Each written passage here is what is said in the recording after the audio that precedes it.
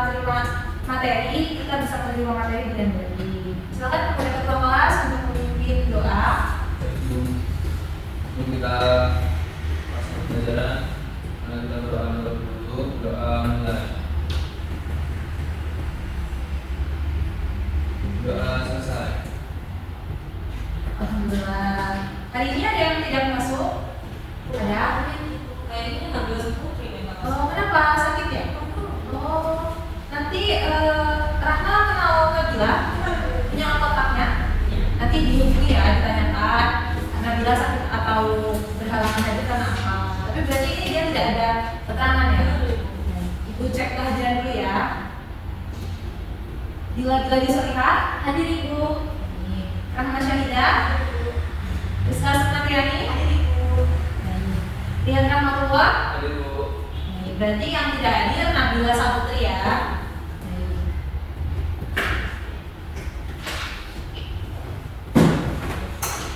Nah, sebelum kita mulai kegiatan pembelajaran, ada yang tahu minggu lalu kita belajar tentang apa?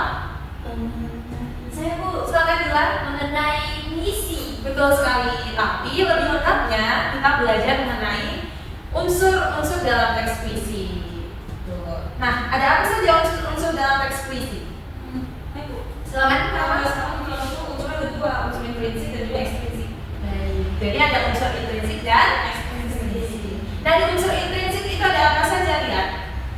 Ada unsur itu ada tema, judul, rima, dan lagu.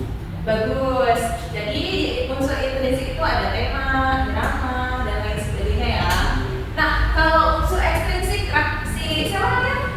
Rizka ya, Rizka silakan. Ada latar belakang, kemudian ada poin-poinnya Ibu. Nah, poin-poinnya ada apa saja? Nilai-nilai? Kurang ingat, tidak apa-apa. Mungkin Rizka belum paham di bagian ekstrinsik yang unsur-unsurnya ya. Tidak apa-apa, nanti dipelajari lagi ya.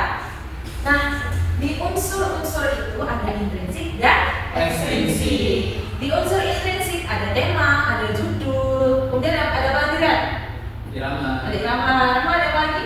Dan ada Ya, bisa juga. Kemudian bilang, ritme atau amanah dan amanah. nah, bisa satu saja. Apa yang bisa ketahui di unsur intrinsik? Ya, judul betul sekali. Nah, jadi di intrinsik itu ada yang tadi kita sebutkan, kemudian di ekstrinsik itu ada latar belakang dan nilai-nilai. Nah, nilai-nilainya itu ada apa saja?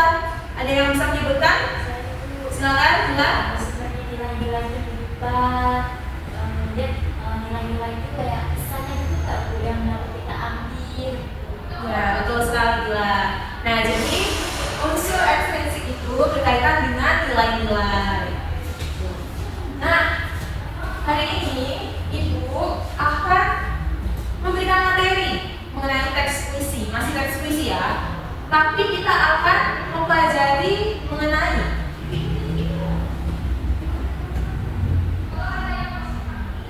menilai tema dan suasana dalam teks puisi. Ada yang tahu tema itu apa? Ada yang tahu tema itu apa? Silakan, Pak. Tema itu apa atau gagasan apa? Ya jadi musikal. Ya, bagus sekali jawabannya. Rahma, beri tepuk tangan dulu pada Rahma.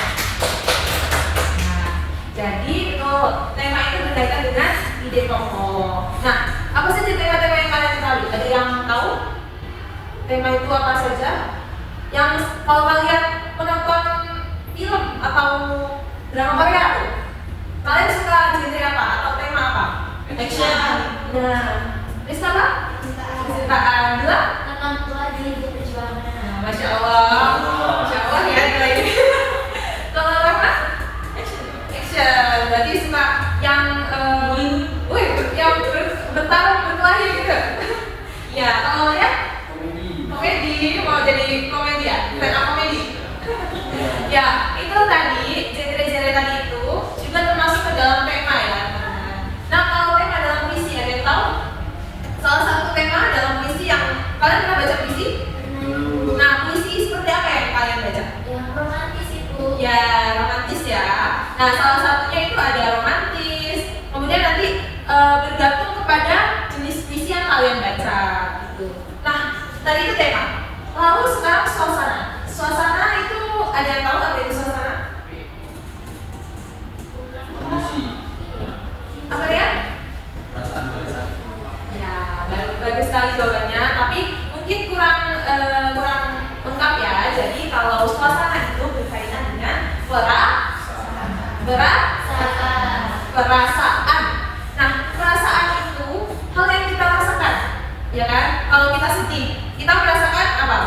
Sedih. Nah, kalau lihat putus cinta, apa yang kalian rasakan? Sedih. Galau. Iya. Kalau bila ditinggal mudik sama ibu bapaknya, perasaannya apa? Sedih banget. Sedih ya. Nah, jadi itu perasaan-perasaan yang kita alami itu ada di dalam suasana teks puisi. Bergantung pada puisi yang kita baca. Nah, kita langsung masuk saja ke dalam materi ya. Jadi pertama itu kita mengenal lagi lebih dalam apa itu puisi.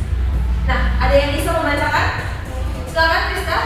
Puisi adalah bentuk sastra yang mampu mengekspresikan berbagai emosi dan gagasan dengan cara yang unik. Tepat sekali. Jadi puisi itu adalah isi pikiran kita, gagasan, ide yang kita rasakan, yang kita imajinasikan, kemudian kita tuangkan dalam bentuk karya sastra. Nah, kemudian ada tema. Tema dalam puisi itu tadi apa? Ide pokok.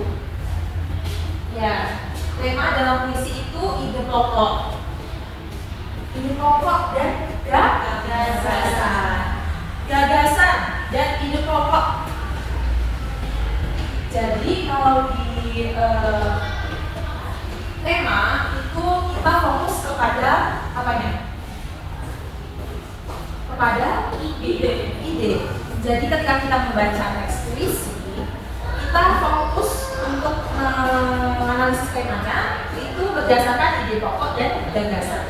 Kemudian tadi ada tema-tema. Tema-tema itu ada apa saja? Yang romantis. Iya betul, romantis contohnya. Nah, masih banyak sekali sih tema itu, tetapi dalam puisi cakupannya seperti yang bisa kalian baca ini. Ada ketuhanan, cinta, percintaan, kemudian keindahan alam, politik sosial, perjuangan dan lain sebagainya. Kemudian apa fungsi dari tema? Coba dibacakan, Rahma. Dan fungsi dari tema itu adalah supaya kita itu bisa memperoleh makna yang terkandung dalam puisi. Cerdas. Tepuk tangan dulu untuk kita semua. Karena kalau itu cerdas jadi yakin kalian tuh akan menguasai tema dan suasana. Jadi kalian nanti bakal bisa menganalisis suatu puisi kalian sendiri. Nanti kalau kalian pasti ibu yakin kalian bisa membuat puisi sendiri. Nanti kalian bisa meladani tokoh-tokoh terkenal seperti Sapandi Djoko Damono. Nah, selanjutnya ini ada contoh teks puisi. Ada yang tahu ini puisi? Puisinya temanya apa? Ada yang tahu? Tema. Betul sekali ya. Beri tepuk tangan pada dia. Nah, jadi puisi aku kata Khairil Anwar ini bertema perjuangan. Mengapa? Karena dari segi diksinya, dari segi diksi dan kalimatnya itu mengandung kalimat-kalimat yang bertema perjuangan. Seperti contohnya, biar peluru menembus kulitku. Nah, itu bisa kita kategorikan ke dalam tema perjuangan. Nah, selanjutnya itu ada suasana. Suasana merupakan perasaan. Tadi Ibu sudah bilang ya, sudah jelaskan bahwa suasana itu berkaitan dengan perasaan. Jadi ketika kalian merasakan rasa sedih, ketika kalian merasakan rasa bahagia saat membaca puisi, itu masuk ke dalam suasana. Selanjutnya, suasana itu berkaitan erat dengan efek yang ditimbulkan puisi. Jadi tadi ketika kalian membaca puisi, kemudian kalian merasa sedih, merasa bahagia, itu termasuk ke dalam suasana. Nah, suasana itu bervariasi juga seperti perasaan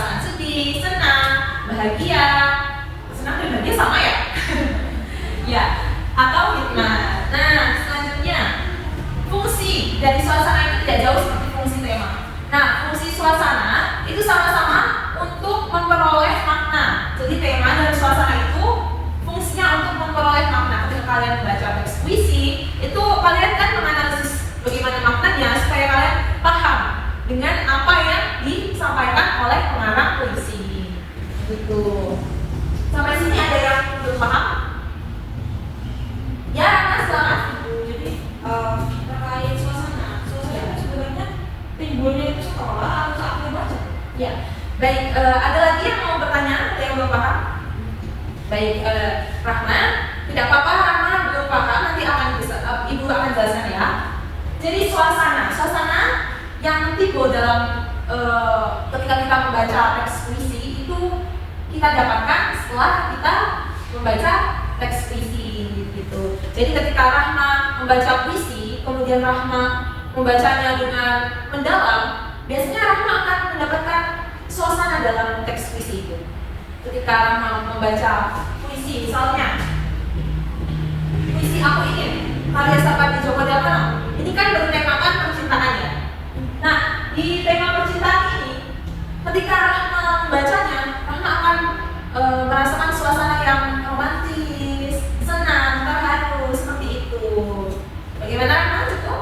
Cukup, alhamdulillah. Yang lain ada yang belum paham? Paham semua ya? Alhamdulillah. Nah, nanti kalau ada yang belum paham, silakan kalian bertanya kepada teman sebelumnya ya. Baik, selanjutnya ada yang bisa menyimpulkan tidak apa yang kita pelajari hari ini? Silakan, yang bisa kita pelajari yang kita pelajari hari ini. Rahma, mau? Ya, Coba sedikit sih, Bu. Ya, silakan. Kamu dulu ya. Jadi hari itu kita bahas tentang puisi tema dan suasananya. Nah, kalau tema itu berkaitan dengan ide pokok atau dasar-dasar yang menjadi fungsi kita bertulisan. Kalau suasana itu perasaan yang timbul setelah kita membaca puisi tersebut. Betul sekali. Tepuk tangan untuk Rahma. Jadi kalau tema itu berkaitan dengan apa tadi? Ide pokok. Kemudian suasana, efek yang ditimbulkan. ya berkaitan dengan perasaan.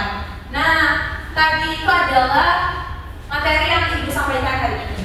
Nah, sekarang Ibu ingin kalian buka buku pembelajarannya. Silakan buka. Ya, di halaman 250. Sudah? Sudah. Nah, di situ ada puisi. Nah, kemudian di bawahnya ada 5 soal pertanyaan. Silakan kalian jawab. Ibu berikan tugas ini untuk dikumpulkan di minggu depan. Jadi kalian silakan analisis atau baca dulu teks puisinya, kemudian kalian analisis apa saja yang dijadikan pertanyaan di situ. Gitu. Ada yang masih kurang jelas dalam penugasannya? Cukup, alhamdulillah. Nah, selanjutnya kalau sudah jelas, sebelum Ibu menutup, benar tidak ada pertanyaan lagi nih? Nah, sebelum ditutup, ada baiknya kita berdoa dulu ya. Silakan pada ketua kelas untuk memimpin doa. Untuk pelajaran pada hari ini mari kita doa mulia Tuhan.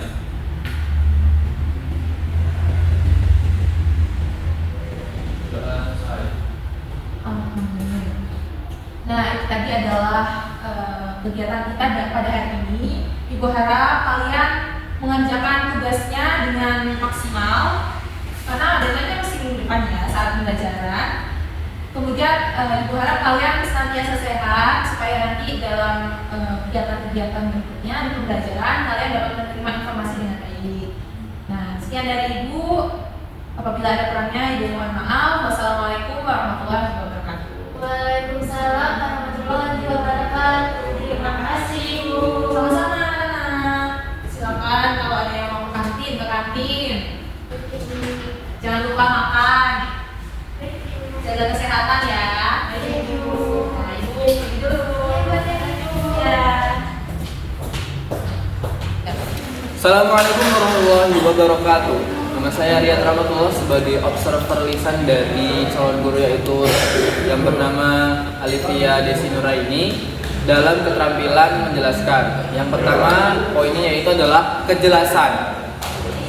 Alifia sudah melakukan keterampilan menjelaskan dan pada poin kejelasan sudah sangat baik karena dalam penjelasannya sudah memberikan atau menyampaikan dengan kalimat yang tidak berbelit-belit. Kemudian selanjutnya itu penggunaan contoh dan ilustrasi. Saudari Alfia sudah menyampaikan contoh ataupun ilustrasi dalam pembelajaran dengan cukup baik karena dari contoh itu bisa menanamkan pengertian dalam penjelasan. Selanjutnya yaitu pengorganisasian. Saudari Alfia sudah menyampaikan dalam penjelasan dalam keterampilan penjelasannya, Saudari Alfia sudah mengorganisasikan atau menstrukturkan atau mengatur apa yang akan disampaikan. Kemudian yang selanjutnya yaitu balikan atau Saudari Alfia sudah menyampaikan umpan balik, bertanya dengan apa yang harus dibahas di dalam suatu pembelajaran. Kemudian untuk kurangnya Saudari Alfia masih menggunakan kata-kata atau tambahan kata seperti ataupun kebanyakan kata nah. Nah, itu yang menjadikan kalimat yang kurang efektif gitu, hingga tidak tersampaikan oleh siswa. Mungkin itu saja yang bisa saya sampaikan. Terima kasih. Wassalamualaikum warahmatullahi wabarakatuh.